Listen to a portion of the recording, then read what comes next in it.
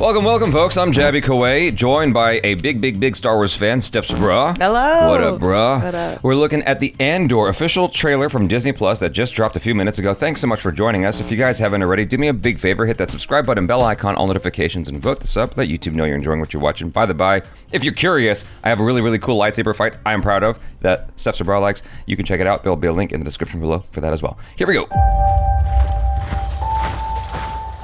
Spies. The little Saboteurs. That's dope. Assassins. We've all done terrible things on behalf of the rebellion. Cassian Andor. Don't matter what you tell me or tell yourself. You'll ultimately die fighting these bastards. Wouldn't you rather give it all at once to something real?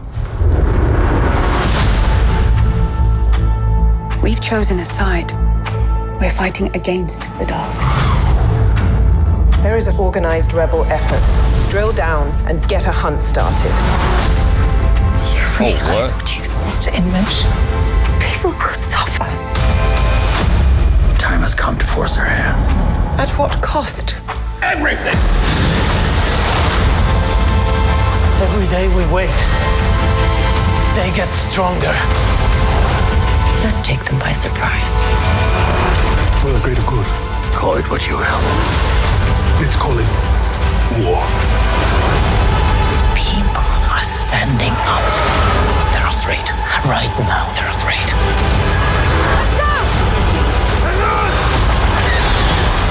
Star Wars ANDOR, 3-episode premiere, streaming September 21st.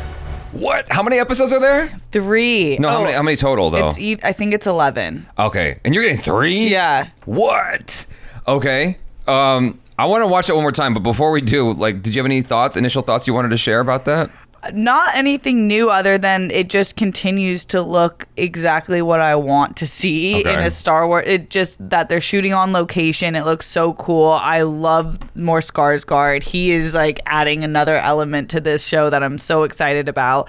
And just the idea of the rebellion, I feel like they're putting it in a perfect form right now. Yeah. Okay, I want to look at it one more time. Okay, let's look at it. It looks sick. I love the piano keys. Spies. Yeah, the music is... Saboteurs.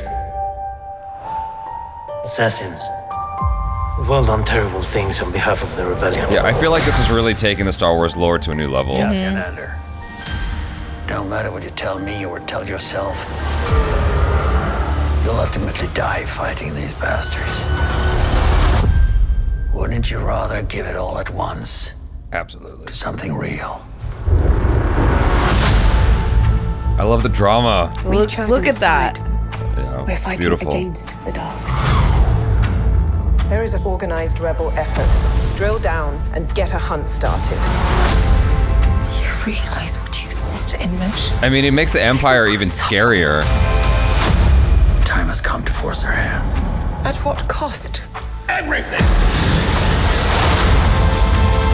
Every day we wait, they get stronger. Let's take them by surprise. For the greater good. Call it what you will. Let's call it war. People are Standing up. They're afraid. Right now, they're afraid.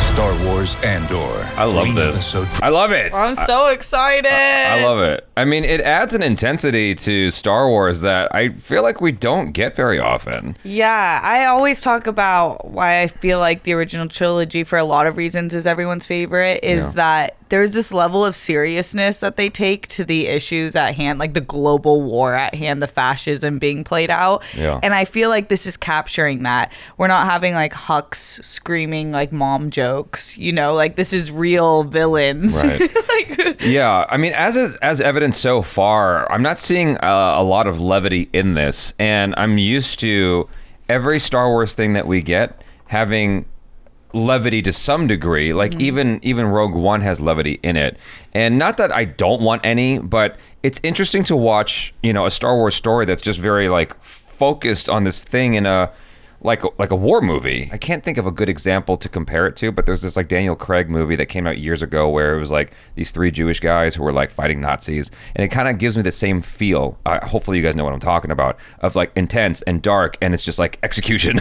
You know what I mean? Executing this like crazy plan that it seems impossible, and I love exploring this story that way. The funniest thing is I like levity, but it's like taking it out and just focusing on this dark story, especially with Skarsgård and his like intense acting. I love it, you know? It's so serious. And I do feel like Skarsgård, Diego Luna, and Forrest Whitaker, in the entire cast that we saw in this trailer, they add this level of depth, gravitas, to it, where I'm like, oh, I really believe that you are fighting a rebellion right now, like you're for the people, in a way that is very serious, and like it takes the tone seriously, that we're at a time where the empire is fully taking over and there's people suffering and dying for it. Yeah, totally. Yeah, I can't wait. And that's really cool that they're, do you know how long each episode is? Because I have no idea. They haven't released that, I don't believe, but if it's going off of anything that we've seen with Obi-Wan and Boba and Mandalorian, I would guess around 30 to 40 minutes. Okay.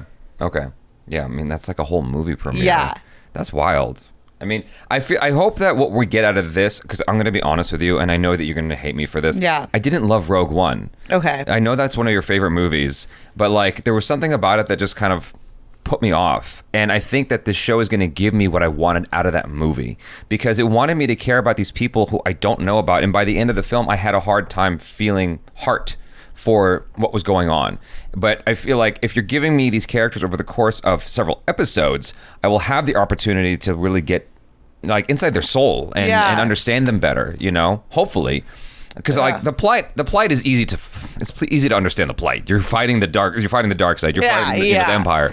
But like to spend time with these characters for 11 episodes, I feel like will allow us to get to know them in a way that we wouldn't otherwise. That is not, you're not afforded when you're just watching a 2-hour film. You know? I know what you mean. I think Rogue One was a hard ask for viewers because you know exactly what's going to happen. You know what it's leading to. You know you're getting introduced to all these characters that are probably going to die because we've never seen them in episode 4. Yeah. But this, I think it's a really cool opportunity to not be around like barely any legacy characters, which I think Star Wars needs right now, because Obi-Wan and Boba, I think those were, I like them, but they were hard hit, like it wasn't totally loved by the viewers.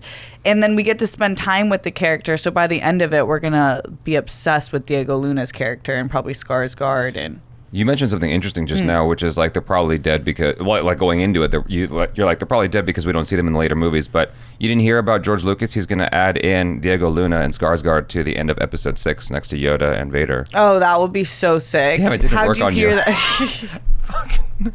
I know this. She knows how I joke. Yeah. And I also know George Lucas is like, nah, man, I'm good on my ranch right now. Leave me alone. That's true. I mean, he was trying to be part of it at one point. He's like, you know what, I'm out. Deuces. He doesn't even show up to the premieres anymore.